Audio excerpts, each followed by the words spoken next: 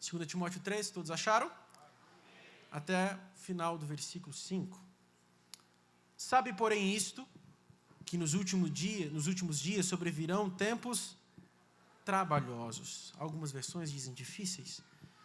Porque haverá homens amantes de si mesmos, avarentos, presunçosos, soberbos, blasfemos, desobedientes a pais e mães, ingratos, profanos, sem afeto natural, irreconciliáveis, caluniadores, incontinentes, cruéis, sem amor para com os bons, traidores, obstinados, orgulhosos, mais amantes dos deleites do que amigos de Deus, tendo aparência de piedade, mas negando a eficácia dela. Destes, afasta-te. Senhor Jesus, fala conosco de modo claro, a fim de que do menor ao maior consiga entender o que o Senhor tem a nos falar. Não somos merecedores de ouvirmos a sua voz, porque pecamos, mas graciosamente o Senhor nos oferta a sua bondade, falando aos nossos corações. Que a tua palavra alcance a cada coração aqui, e assim nós possamos ser crentes melhores para este tempo, crentes melhores para esta geração, homens, ministros, que vivem para a glória do teu nome, mulheres que vivem para a glória do teu nome. Nós oramos, nós pedimos em nome de Jesus. Quem for salvo pode tentar dando glória a Deus e aleluia. Como eu disse, não iria pregar, e a mensagem que está descrita na apostila de vocês é bem longa, então vou trazer uma reflexão mais sucinta a despeito disso. Paulo começa escrevendo a seu filho na fé, Timóteo, e nós falamos que aqui é uma epístola pastoral, e obviamente, 2 Timóteo, há um caráter afetivo muito maior do que 1 Timóteo. As últimas palavras de um homem sendo ditas aqui. Muitos se enganam achando que Tito veio depois de 2 Timóteo, não. As últimas palavras de Paulo aqui estão registradas a Timóteo. E ele começa dizendo no capítulo 3, que nos últimos dias, a expressão últimos dias é uma expressão que já era perceptível na antiga aliança. Miqueias usa essa expressão, Isaías usa essa expressão, de tal modo que em Isaías 2:2 e Miqueias 4:1, a expressão últimos dias é destinada para o início de uma nova aliança. Na encarnação de Cristo, nós temos o início dos últimos dias. Quando inicia os últimos dias? Na encarnação de Cristo. Pedro fala em Atos dos Apóstolos sobre os últimos dias. João escreve as suas epístolas e ele diz que é já a última hora. Se a última hora era 2000 anos atrás aproximadamente, nós vivemos os últimos milésimos de segundo da vinda de Cristo. Jesus está voltando. E nós passamos desapercebido um conselho paulino, quando ele fala que nós precisamos aprender a discernir o tempo. Discernir os tempos. Entender a cultura que nós estamos, o ambiente que nós estamos. O pastor Altair falou sobre sermos pentecostais brasileiros, pentecostais clássicos brasileiros. Entendemos este tempo e quais são as nossas respostas para este tempo. Mas antes disso, eu gostaria de fazer um percurso histórico com você.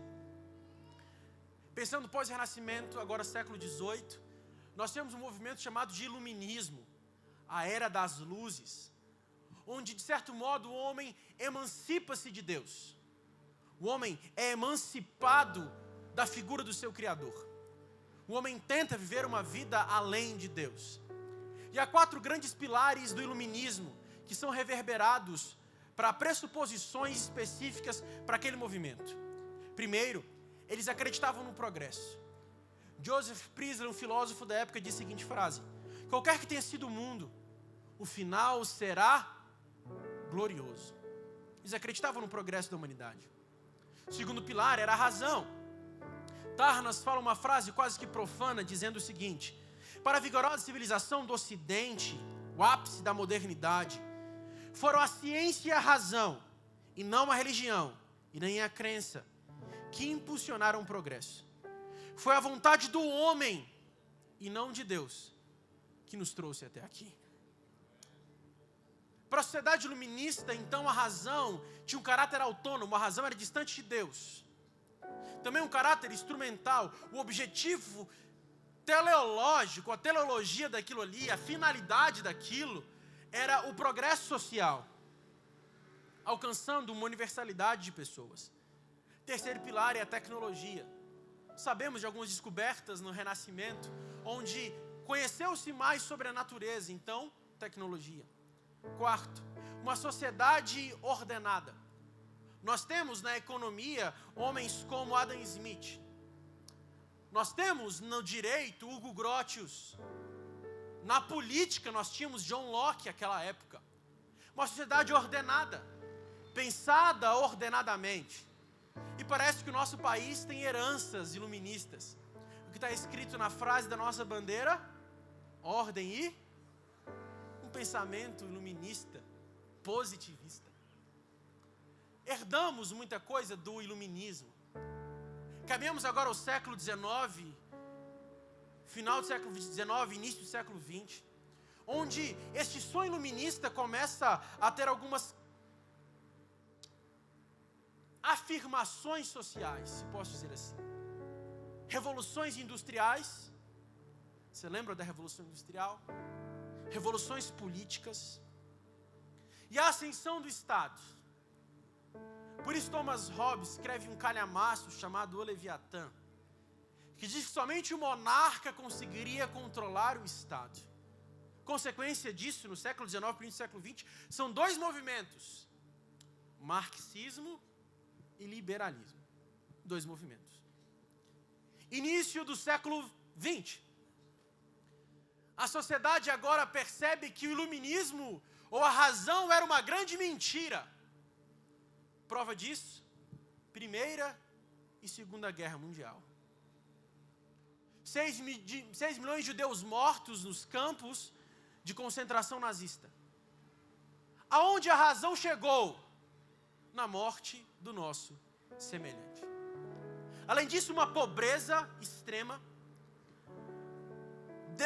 a degregação da sociedade, desumanização do ser humano, foram as consequências do iluminismo e da razão.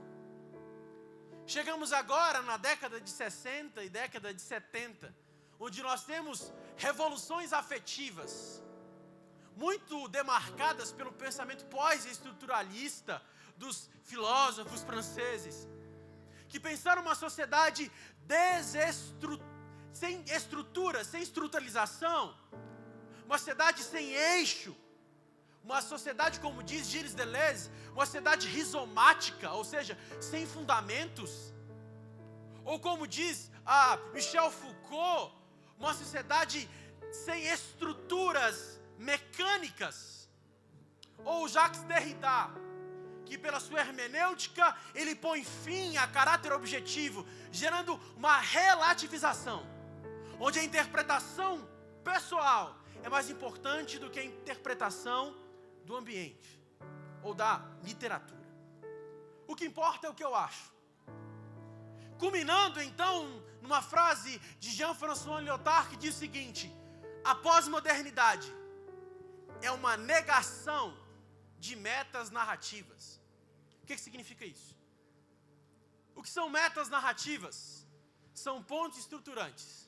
Você já deve ter feito essa pergunta para você mesmo. De onde eu vim? Para onde eu vou?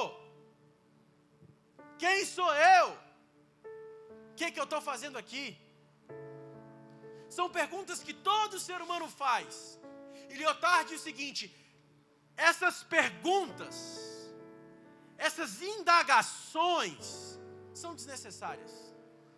Porque a sociedade contemporânea é uma negação de metas narrativas, uma negação de pontos fundantes, ou seja, tudo é relativo. Parece que um homem já havia pensado nisso. Homem esse, um filólogo chamado Friedrich Nietzsche, no seu livro A Origem da Tragédia, quando ele fala sobre a separação entre razão e emoção. E ele fala que a sociedade pode ser uma sociedade apolínea, racional, o Deus do sol. Ou pode ser uma sociedade dionisíaca, o Deus do vinho. Uma sociedade onde há uma deflagração de emoções. Onde as pessoas não se preocupam mais com o que é certo ou o que é errado. O que importa agora é o que eu penso. É o que eu acho. É como eu me sinto. O eixo social muda. Deus não é mais o centro da sociedade. Nós achamos que somos o centro da sociedade. E essa relativização é potencializada em 3 grandes figuras. Sexualidade. Onde nessa desestruturalização dividimos sexo de sexualidade de gênero. Sexo é o seu órgão genital. Sexualidade é o que você gosta. E gênero é o que você acha. Ou seja, virou uma bagunça. Mulheres é uma palavra forte, porque ela não se considera mulher. Como Judith Butler, um gênero fluido, não é? Determina que sexualidade é aquilo que te dá prazer. E não importa os padrões. Basta você ser feliz. Na sexualidade. Temos isso na religião. Onde não se fala mais em pecado nos púlpitos. Onde Deus não é mais um Deus que se ira contra o pecado. Um Deus que na verdade é quase um Papai Noel. Um Deus destituído de graça. Um Deus destituído de autoridade. Aceitam Cristo como seu Salvador, mas não o submetem ao senhorio da cruz. Uma sociedade deflagrada e perceptivelmente deflagrada por o que importa é o que eu sinto. Então os cultos são cultos emotivos. Os hinos são emocionais. As pregações são emocionais. Tudo é para gerar em você um lapso de emoção. Um momento de emoção. Vemos isso na comunicação. Quem aqui vê Netflix? Você vê Netflix? Vê Netflix? Aquelas séries bacanas, interessantes. Saber que a Netflix dá aquilo que você gosta. Se você gosta de terror, tem filme de terror. Se você gosta de comédia, tem filme de comédia, e por assim diante. A que ponto eu quero chegar aqui? Muito simples. A sociedade hoje é a exata sociedade de Paulo no início da era cristã. É a mesma coisa. As situações são as mesmas. Os desejos são os mesmos. E o diabo pode ser de tudo, menos criativo. A concupiscência da carne, dos olhos, a soberba da vida são as ferramentas que ele tem. E Paulo, escrevendo a Timóteo, diz: olha, os últimos dias sobrevirão tempos trabalhosos. Essa expressão trabalhosos aqui pressupõe a figura de um navegante que está no meio de um mar bravio. Estamos dentro de um barco e este barco é levado de um lado a outro pela força do vento. Estes são os tempos trabalhosos, tempos difíceis. Somos conduzidos de um canto a outro, de uma margem a outra, onde o vento nos impele. E Paulo diz, são 19 características, obviamente eu não poderei expor todas, mas ele diz, os homens serão amantes de si mesmos. Esses dias eu vi uma mulher que casou com ela mesma. Soligamia é o nome.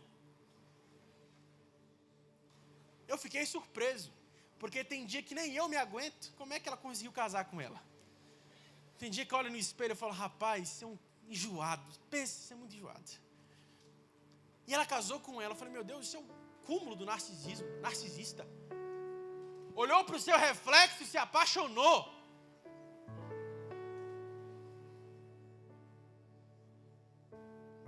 E a grande questão é que as pregações dos nossos dias, pastor Altair, reverberam isso. Você é o ponto fraco de Deus. Você é o centro do coração de Deus. Você é o amadinho, você é isso, você é aquilo, você é aquilo outro. Deixa eu te falar um negócio, meu irmão. A Bíblia não é sobre você.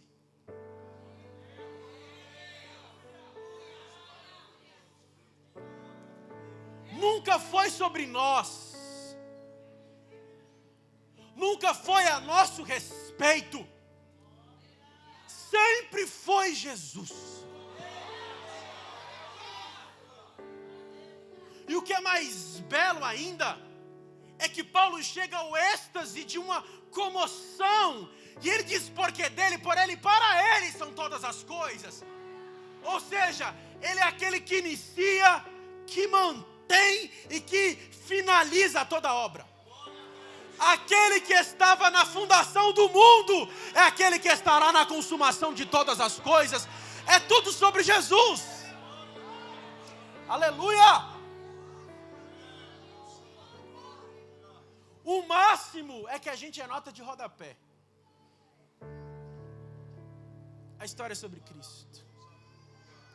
Portanto, meu irmão, não se ache a última bolacha do pacote, porque você não é insubstituível. Às vezes a nota de rodapé nem é lida. Então, baixa a bola.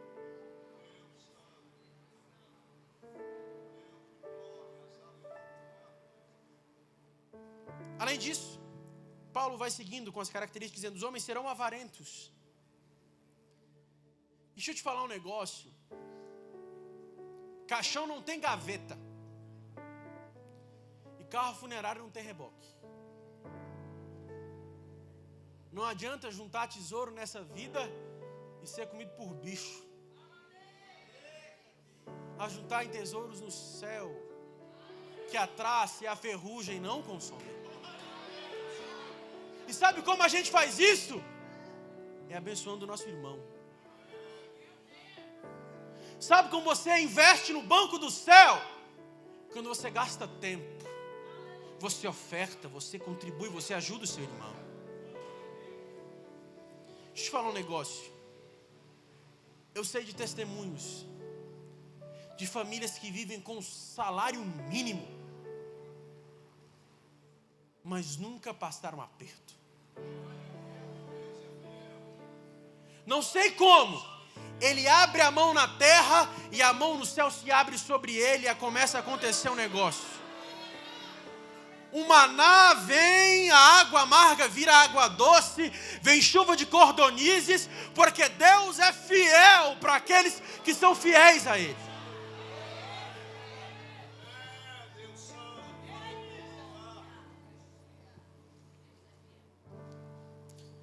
Por muito tempo fiquei na itinerância, muito tempo. Por 11 anos.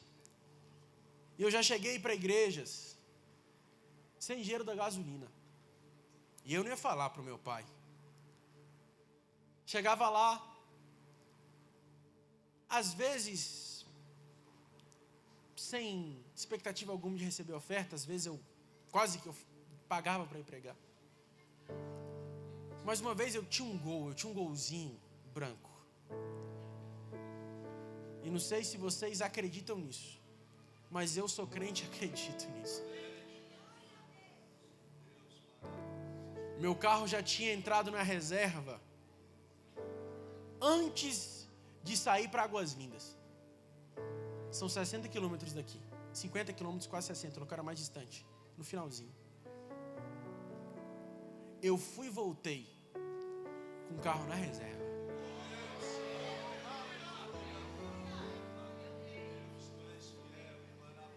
presunçosos, soberbos, blasfemos, desobedientes a pais e mães, ingratos, profanos, sem afeto natural, irreconciliáveis, caluniadores, cruéis, sem amor para com os bons, traidores, obstinados, orgulhosos, amantes dos prazeres.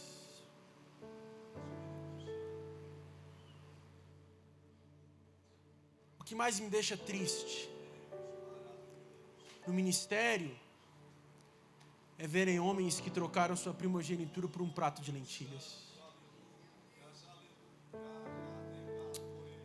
Trocaram sua vocação por um momento de prazer. Como Sansão, procuraram doçura no meio do cadáver, mel no meio da podridão. Pecado não faz ninguém feliz. Mas a carne é fraca, então mata ela na cruz.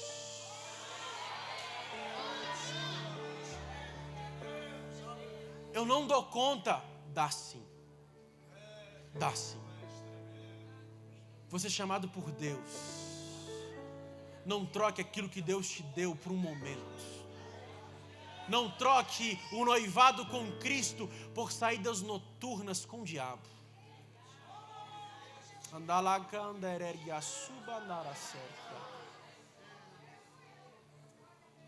Não se venda. Pode aparecer saco de dinheiro. Não se venda. Sabe por que você não pode se vender? Porque você já foi comprado por um alto preço. Você tem dono, meu irmão. Sigamos. Tendo aparência de piedade. São atores. 4 grandes pontos aqui. Já parto para a aplicação. Primeiro, Paulo diz: destes homens, desta cultura, deste tempo, deste ambiente, dessa subcultura individual, desse momento, do Brasil do século 21. Ei, afasta-te. Nós estamos num mar bravio, mas o mar não entrou dentro da embarcação. O mundo pode bater de um lado e do outro, mas a gente tem tripulantes que tiram a água de dentro da embarcação. Ah não, mas eu vou deixar a minha igreja mais atrativa. Vai ser mais legal. Os jovens vão gostar. Quem atrai o pecador para a igreja é o sangue do Cordeiro e não as suas estratégias. Se a gente gastar mais tempo de joelho, a gente gasta menos tempo sentado na frente do computador planejando. Queremos os nossos jovens aos pés da cruz? Busquemos ao dono da igreja, que é Jesus Cristo. Afasta-te, olha. Eu não estou falando para você não enculturar ou contextualizar, não é isso. Estou dizendo o seguinte: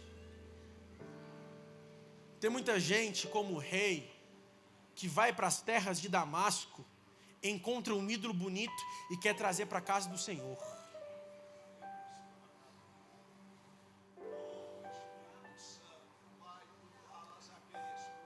Tem muita gente que vê um ídolo bonito lá fora e quer trazer aqui para dentro. Ah não, as pessoas vão gostar.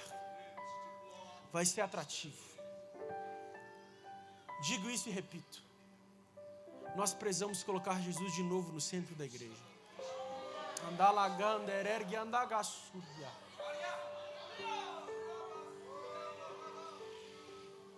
Cristo não precisa da nossa ajuda para salvar pecadores. Ele simplesmente salva pecadores.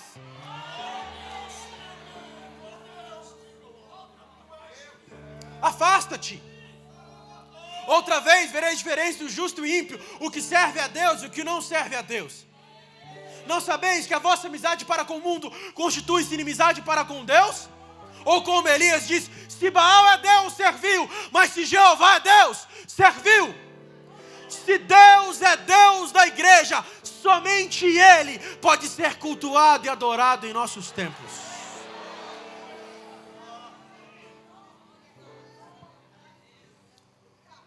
A W. Tozer diz o seguinte: a tragédia do cristianismo são santos sem santidade. Nós somos sal da terra. E como sal da terra, a nossa função é retardar a putrefação dessa sociedade.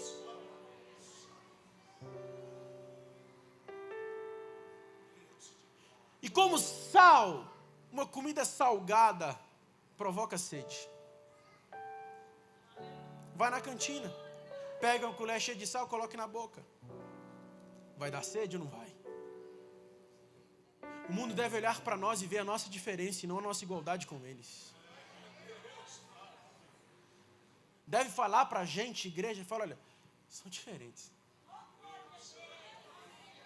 E chegou o momento da igreja, eu não ia falar isso, mas tem que falar, onde a gente tem que pregar para crente, tem que evangelizar crente, tem que falar do evangelho para a gente que está na igreja desde que nasceu. Meu irmão, nós somos sal e as pessoas devem ter sede quando olham para nós. Eu quero sentir o que ele sente. Por isso, pastor, aprenda isso de uma vez. Você tem duas vozes. Com uma voz, você afasta o lobo. Com outra voz, você apacenta a ovelha. Tem muito pastor querendo apacentar lobo e expulsar a ovelha. Ah, mas vai acontecer isso, vai acontecer aquilo, meu irmão. Afasta-te. Segundo, siga bons exemplos. Olha o que Paulo diz. Versículo 10. Tu, porém, tens seguido a minha doutrina, meu modo de ver, minha intenção de fé, minha longanimidade, meu amor, minha paciência. Perseguições e aflições das tais me aconteceram. Em nome de Jesus, eu digo isso, em nome de Jesus. Olhe para bons exemplos.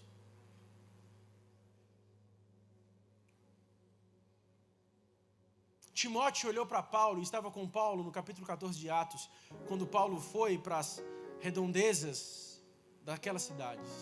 Tessalônica, conheceu na sua primeira viagem missionária em Antioquia, ele estava ali próximo. Timóteo viu. Timóteo acompanhou o pastor Luiz Carlos. E ele falou, eu quero ser como Paulo. Eu quero seguir o exemplo deste homem. Você fala, não, Paulo tinha uma vida fácil. Só no capítulo 14 ele apanhou 2 vezes. E na última ele quase morreu. Aí Timóteo fala, eu quero ser igual ao Paulo. Eu quero ser igual ao Paulo. Porque nós esquecemos que assim como foi nos dada a graça de crer, foi nos dada a graça de sofrer pelo Evangelho. E nós precisamos de entender isso. A igreja está vivendo uma intergeracionalidade, onde temos bois velhos e bois novos. Sabe parar a terra? Se você colocar 2 bois novos para arar a terra, vai ser desembestado. Eles têm força, mas às vezes não tem estratégia. Se colocar 2 bois velhos, não sai do lugar. Então precisa de um boi velho e de um boi novo. Entendeu o negócio? Nós precisamos respeitar as antigas gerações. Nós precisamos respeitar as antigas gerações. Mas a antiga geração tem que entender que a gente está pedindo passagem.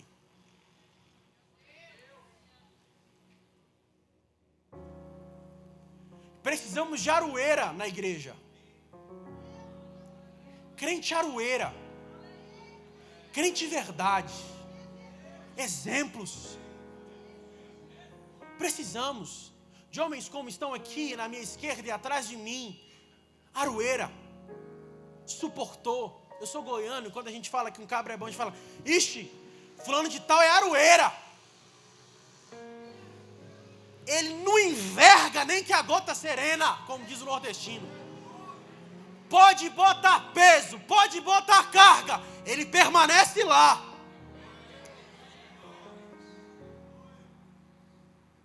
Meu irmão, se você envergar na sua primeira provação, você não vai servir para muita coisa.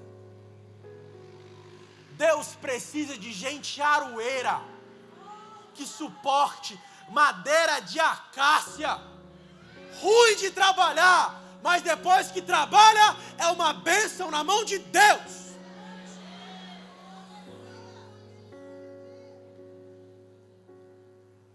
Vou ser sincero para os irmãos. Tem muita gente que vai bater no nosso ombro e vai falar: estou com você. Mas quando o negócio apertar,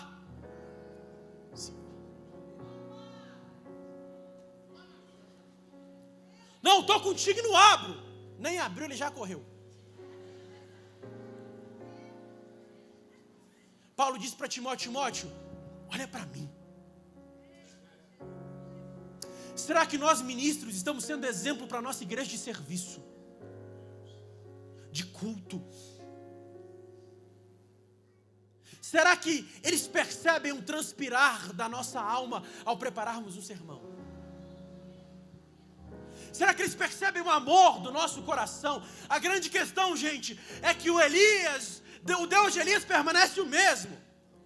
Mas está faltando Elias na igreja.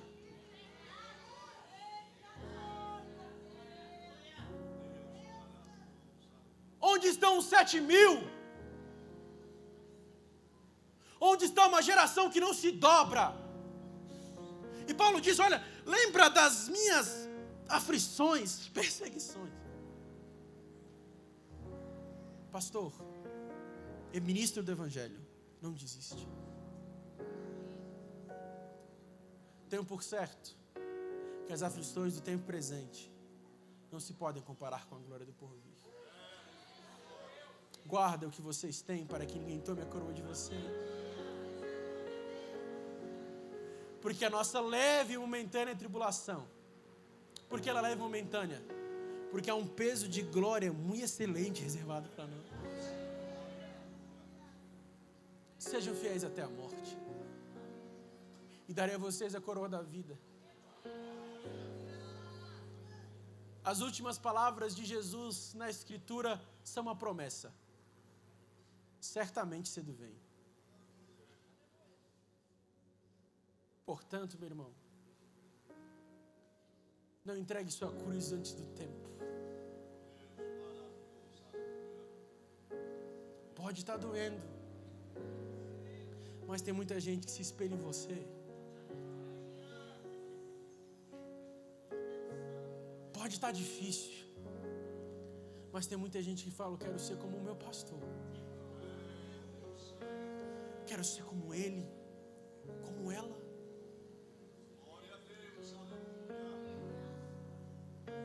Esperar ainda mais um pouquinho de tempo. O que há de vir virá e não tardará.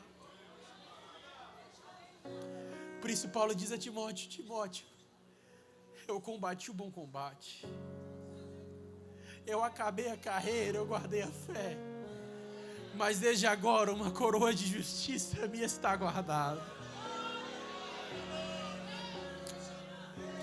Por isso nós cantamos: sim, eu amo a mensagem da cruz, até morrer eu a vou proclamar,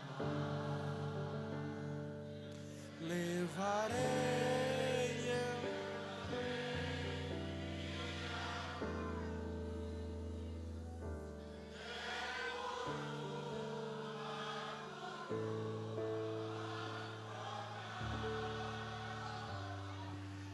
Assim eu amo a mensagem da cruz. Até morrer eu a vou proclamar. Levarei eu também minha cruz, até por uma coroa trocar.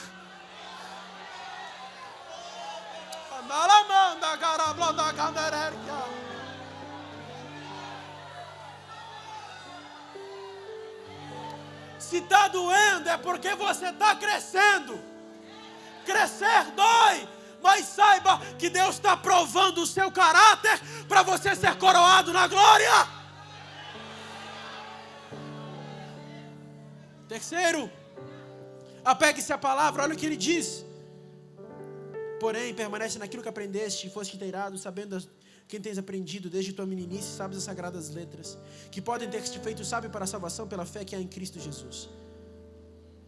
Toda a Escritura é divinamente inspirada e proveitosa para ensinar, para redarguir, para instruir em justiça, para que o homem de Deus seja perfeito e perfeitamente instruído em boa obra. Apegue-se à palavra.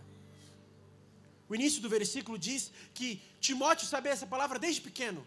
Ele aprendeu com sua avó e com a sua mãe. Por isso, essa palavra é clara. Há uma coisa inexplicável na Assembleia de Deus. Inexplicável, e somente a gente vive isso. Às vezes o pastor não tem um estudo suficiente, não conseguiu estudar, não teve oportunidade, mas Deus o chama para a obra. E do lado tem uma igreja daqueles doutorzão,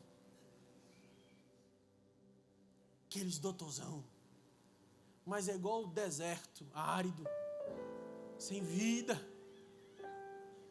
Aí esse pastor que sabe ler com dificuldade, quando prega a Bíblia, quando prega a palavra, algo acontece.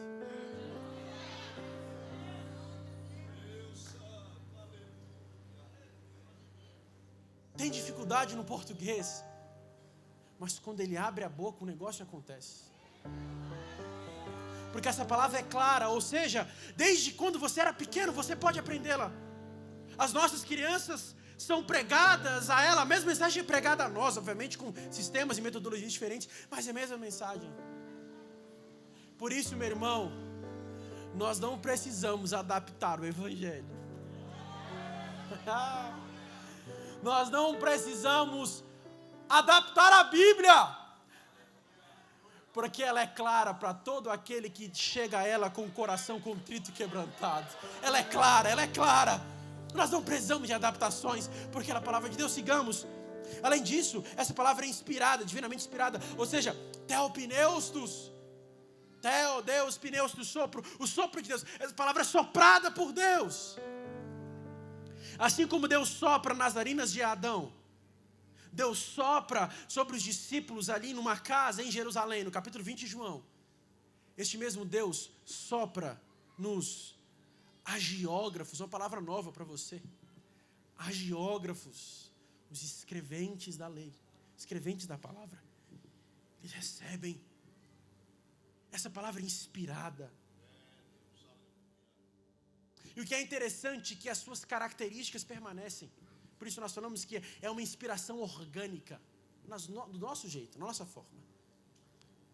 A Sagrada Escritura é como um vitral de uma igreja, naqueles agiógrafos, naqueles escreventes.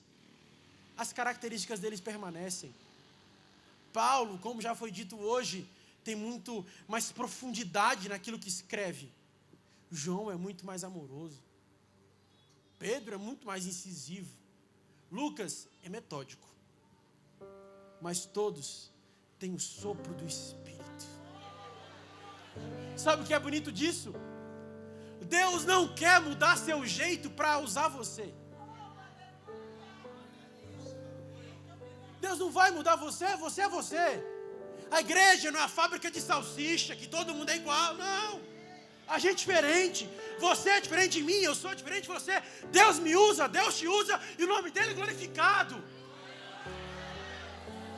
Essa palavra é inspirada por Deus. Um pastor uma vez com dificuldades, estava com muitas dificuldades, estava sofrendo muito. Ele falou: pastor, eu quero desistir. Eu falei: pastor, não vou deixar você desistir. Não vou. Você não vai desistir. A gente vai ler a Bíblia todo dia. 30 minutos, vamos orar 30 minutos. No final de 15 dias a gente conversa de novo. Primeiro dia, ok. 3 dias depois, pastor, estou melhor. Estou me sentindo bem. A coisa está funcionando. Uma semana depois, pastor, evangelizei um cliente aqui. 15 dias depois, pastor, vamos pregar o evangelho. Vamos falar de Jesus. Sabe por que falta vida em muita gente? Porque falta pouca leitura da palavra. Assim como Deus dá a vida a Adão pelo seu sopro, aqui está o sopro de Deus a nós. Leia a palavra e você receberá vida. Terceiro, além disso, a palavra essa é suficiente. Suficiente. Ela é infalível. Ela nos instrui em toda a boa obra para que sejamos perfeitos. E aqui eu encerro. Para vivermos este tempo, devemos nos afastar, seguirmos e sermos bons exemplos, apegarmos a palavra e, quarto, pregarmos a palavra. Coloque-se em pé, eu quero orar com você.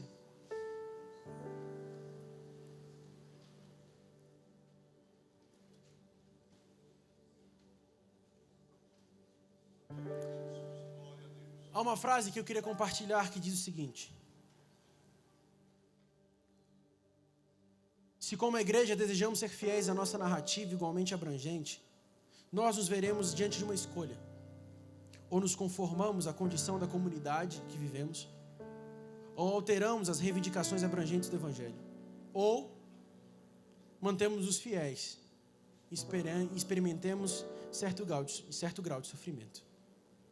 As boas novas podem suscitar oposição, conflito, rejeição. Porém, anunciamos a encarnação do Verbo, a fim de que Ele manifeste a sua grandeza em nossa pobreza. Para eles é loucura, mas para nós é poder de Deus.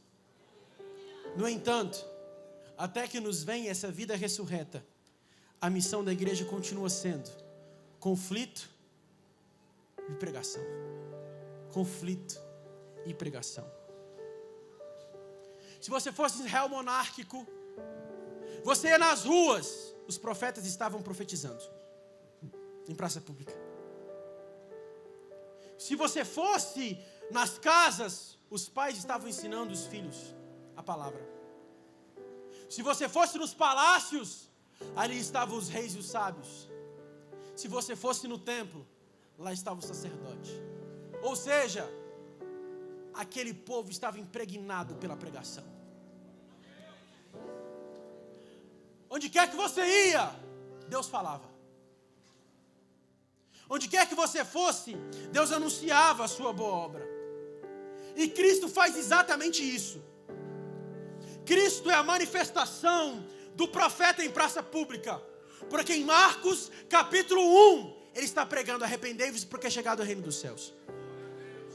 Ele é a exata manifestação dos pais, porque ele entra na casa de uma mulher enferma e prega, e ela é curada.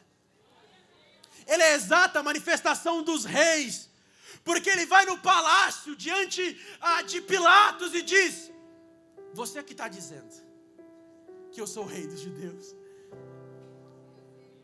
Ele vai para o templo e ele é o sacerdote e o cordeiro ao mesmo tempo. Por isso, precisamos deste Espírito para nos revestir novamente.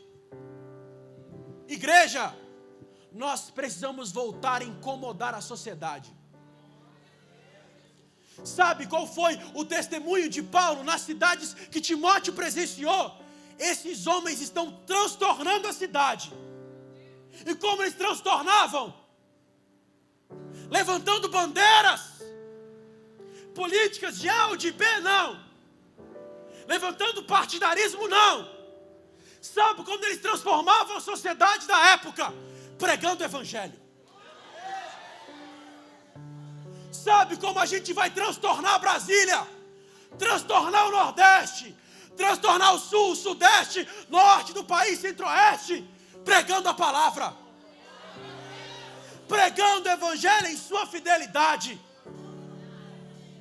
Não importam se os sacerdotes de Baal estão gritando e fazendo uivos, não importa.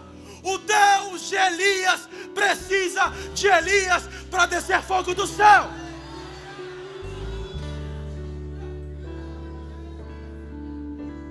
Um vale de ossos secos, sequíssimos. Deus pergunta a Ezequiel: poderão viver estes ossos? Ah, Senhor, Tu sabes se poderão viver. E Deus fala: então faz o seguinte, profetiza. A expressão no hebraico é: fala a palavra.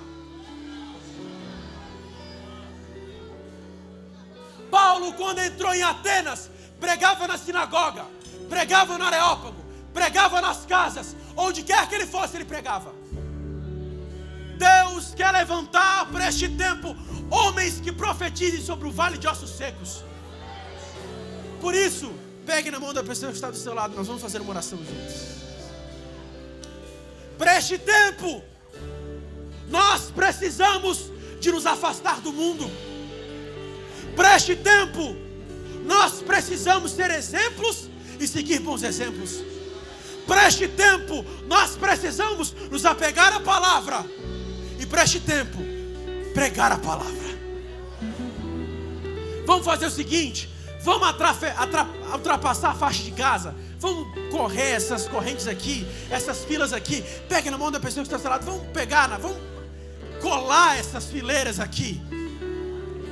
Cada osso juntava o seu osso. E a palavra era falada. A palavra era falada. A palavra falada e os ossos juntando. A palavra falada, os ossos unindo. A palavra falada e os ossos apegando. De repente, o Espírito veio. E aqueles ossos começaram a colocar-se de pé. Colocar de pé, colocar de pé. De repente, vieram os nervos. Veio a carne. Veio a pele. E no final da pregação, era um exército que se colocou de pé. De ossos secos a soldados do Evangelho e do Reino de Cristo. Por isso, você vai orar pela pessoa que está do seu lado. Você vai orar por ele, você vai orar por ela. Você não vai orar por você. Você vai orar pelo osso que está do seu lado, pelo irmão que está do seu lado. E no final, vai ter um exército de pé, falando que Jesus é rei e é o dono dessa nação.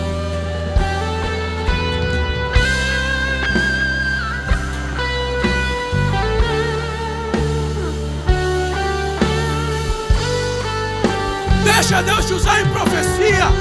Deixa Deus te usar nessa hora. Comece a orar pelo teu irmão. Ore por ele, ore por ela, porque o Espírito vai se manifestar aqui nessa noite.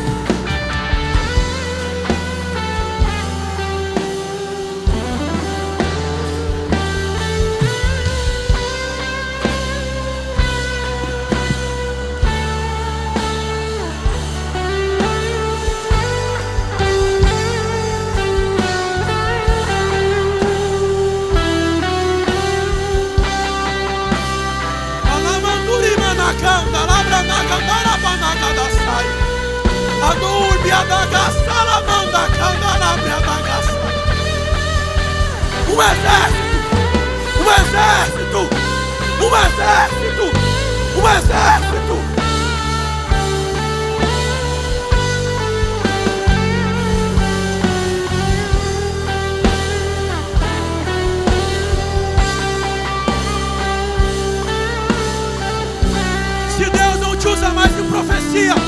vai te usar em profecia. Se você não prega mais, você vai voltar a pregar. Se você não canta mais, você vai voltar a cantar. Porque Deus está levantando um exército.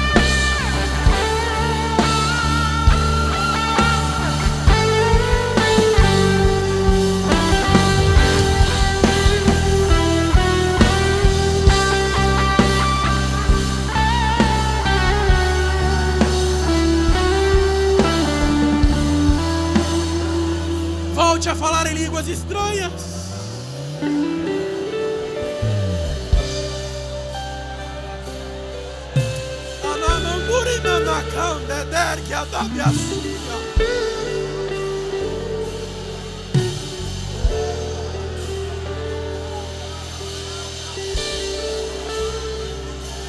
É um novo tempo.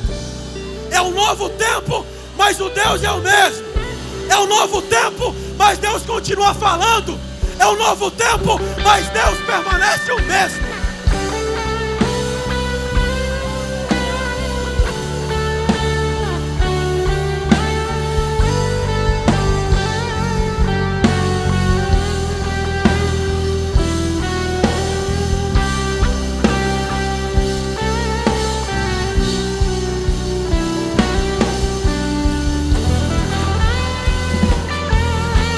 Vamos cantar.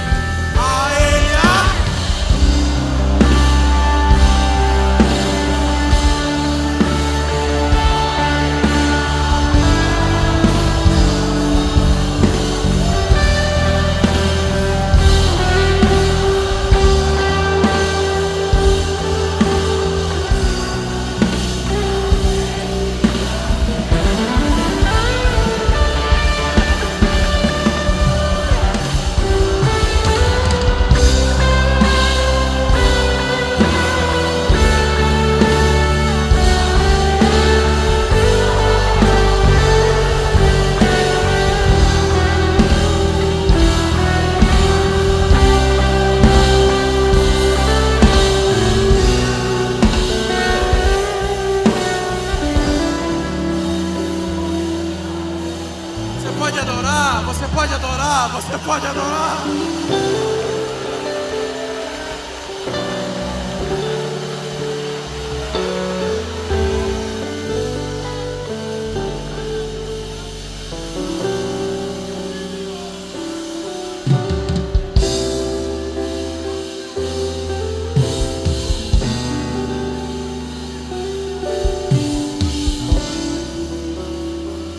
Aleluia. Aleluia, aleluia, aleluia. Aleluia, aleluia, aleluia, aleluia.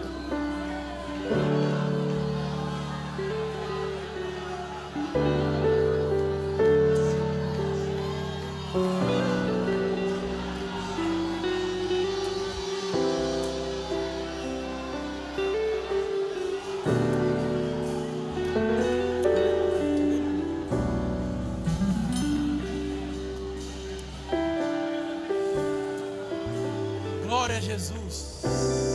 Glória a Jesus. Irmãos, Deus está enchendo muita gente. Porque acabando essa CBNO, Deus vai transformar o ambiente a qual você está. A pregação vai ser a mesma. O conteúdo é o mesmo. Mas o Espírito vai ter renovado você. Amém?